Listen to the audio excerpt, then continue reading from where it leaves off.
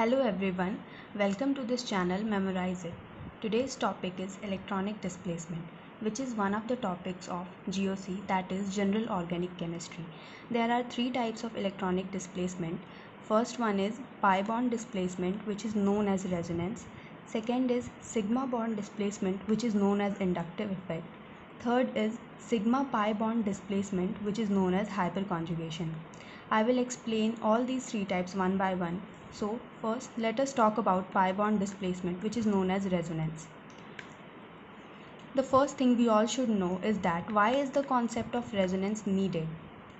I will explain this through an example. I have taken this compound here. Since O is more electronegative, so it will get delta negative charge and carbon will get delta positive charge. Here the nucleophile will attack at this place. What is nucleophile? Nucleophile is an electron-rich species that is able to donate its electron. It attacks at electron poor site. इस compound में हमारा electron poor site ये है, यहाँ पे electron की कमी है, तो न्यूक्लियोफाइल यहाँ अटैक करेगा. इससे हमें ये कंपाउंड मिलेगा, लेकिन हमें एक एक्स्ट्रा कंपाउंड मिल रहा है. ऐसा क्यों? ये रेजोनेंस की वजह से है. ये मैं आपको समझाऊंगी इस कंपाउंड के रेजोनेटिंग स्ट्रक्चर्स के थ्रू. यहाँ पे ये पाई इलेक्ट्रॉन्स ऑक्सीजन के ऊपर जाएंगे, ऑक्सीजन पे नेगेटिव चार्ज आएगा और कार्बन पे पॉजिटिव चार्ज आएगा. ये पहला रेजोनेटिंग स्ट्रक्चर है. फिर ये पाई इलेक्ट्रॉन्स यहाँ शिफ्ट करेंगे, यहाँ पे पॉजिटिव और ओ पे नेगेटिव, और पाई बॉन्ड यहाँ आ जाएगा. ये इसका दूसरा रेजोनेटिंग स्ट्रक्चर है. हम देख पा रहे हैं कि हमारे पास इन दो रेजोनेटिंग स्ट्रक्चर्स में यहाँ और यहाँ दो जगह इलेक्ट्रॉन पुअर साइट्स है. तो यहाँ और यहाँ न्यूक्लियोफाइल अटैक करेंगे, जिसकी वजह से हमें दो प्रोडक्ट्स मिल रहे हैं. Therefore, the concept of resonance is needed to explain all chemical properties of a molecule and to explain stability of molecules or ions. अब resonance stability कैसे explain करता है किसी compound की? तो मैंने यहाँ दो compounds लिए हैं. इन दो compounds में से कौन ज़्यादा stable होगा? This compound will be more stable as resonance is possible in this compound, whereas resonance is not possible in this compound. ऐसा क्यों है? ऐसा इसीलिए है क्योंकि रेजोनेंस में पाई इलेक्ट्रॉन्स का डीलोकलाइजेशन होता है. डीलोकलाइजेशन होने की वजह से उस कंपाउंड की एनर्जी डिक्रीज़ करती है, और किसी भी कंपाउंड की एनर्जी अगर डिक्रीज़ करती है तो उसकी स्टेबिलिटी इंक्रीज़ करती है. तो इस कंपाउंड में डीलोकलाइजेशन हो रहा है इलेक्ट्रॉन्स का, जिसकी वजह से इस कंपाउंड की एनर्जी डिक्रीज़ होगी और स्टेबिलिटी इंक्रीज़ होगी. बट इस कंपाउंड में रेजोनेंस नहीं हो रहा है, यानी इलेक्ट्रॉन्स का कोई डीलोकलाइजेशन नहीं हो रहा, जिसकी वजह से इसकी एनर्जी डिक्रीज़ नहीं करेगी. इसीलिए ये कंपाउंड ज़्यादा स्टेबल है as compare to this compound.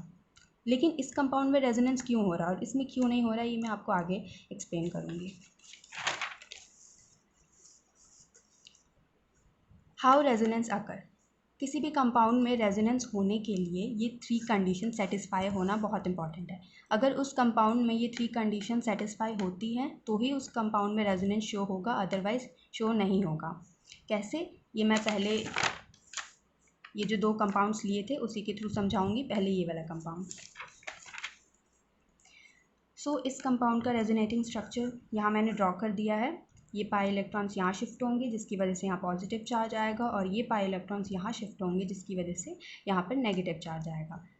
इस कंपाउंड का हाइब्रिड स्ट्रक्चर ये है और इसका ये है. First condition is a molecule must have P orbital. तो इस कंपाउंड में हमारे पास पी ऑर्बिटल होने चाहिए. Since we know that pi bond is formed by side wise overlapping of p orbitals. तो यहाँ पे हमारा पाई बॉन्ड है, यानी एक पी ऑर्बिटल यहाँ होगा, एक पी ऑर्बिटल यहाँ होगा. पाई बॉन्ड यहाँ है तो एक पी ऑर्बिटल यहाँ होगा, एक पी ऑर्बिटल यहाँ होगा, क्योंकि पाई बॉन्ड हमारे पी ऑर्बिटल से मिलकर बनते हैं. Second condition is must have adjacent P orbitals. अब किसी एटम के पास अगर पी ऑर्बिटल है तो उसके एडजेसेंट एटम के पास भी पी ऑर्बिटल होना चाहिए, तभी उसमें रेजोनेंस पॉसिबल होगा, नहीं तो नहीं होगा. तो यहाँ भी एडजेसेंट पी ऑर्बिटल है, इसके एडजेसेंट भी पी ऑर्बिटल है, और इसके एडजेसेंट भी पी ऑर्बिटल है. इसी वजह से ये इलेक्ट्रॉन्स इसमें शिफ्ट होंगे और फिर ये वाले इलेक्ट्रॉन्स इसमें शिफ्ट हो जाएंगे. इसका स्ट्रक्चर ये है. फिर बट इन सेकेंड कंपाउंड इसके हाइब्रिड स्ट्रक्चर में हम देख रहे हैं कि यहाँ पी ऑर्बिटल है और यहाँ पी ऑर्बिटल है, क्योंकि पाई बॉन्ड यहाँ है, और फिर इस पाई बॉन्ड के लिए यहाँ पी ऑर्बिटल है और यहाँ पी ऑर्बिटल है, क्योंकि पाई बॉन्ड पी ऑर्बिटल्स के साइड वाइज ओवरलैपिंग से बनते हैं. बट यहाँ पे कोई p ऑर्बिटल नहीं है, यानी इसके एडजेसेंट में तो p ऑर्बिटल है बट इसके एडजेसेंट में कोई p ऑर्बिटल नहीं है, इसलिए यहाँ रेजोनेंस पॉसिबल नहीं है। तो इस कंपाउंड में रेजोनेंस पॉसिबल है, whereas in this compound no resonance is possible. That's why this compound is more stable as compared to this one.